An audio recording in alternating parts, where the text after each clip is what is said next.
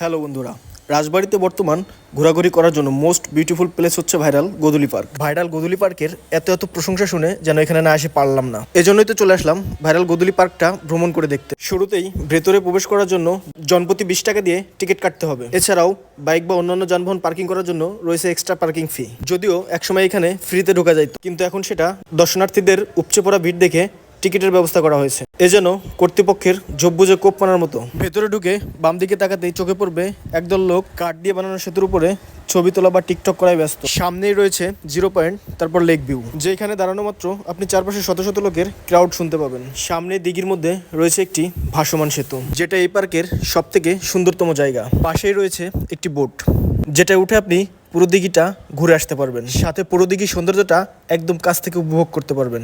ছুটির দিনে দর্শনার্থীদের ভিড় যেন চোখে লেগে থাকার মতো। রাইড দেওয়ার জন্য এখানে আপনারা পেয়ে যাবেন ট্রেন এবং নৌকা।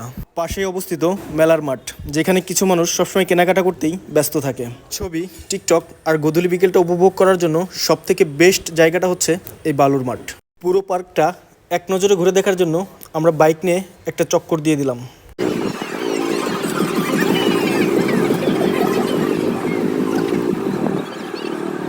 তারপর গোধূলিবেলায় কিছু রিলস, ভিডিও ও ফটোশ্যুট করে নিলাম।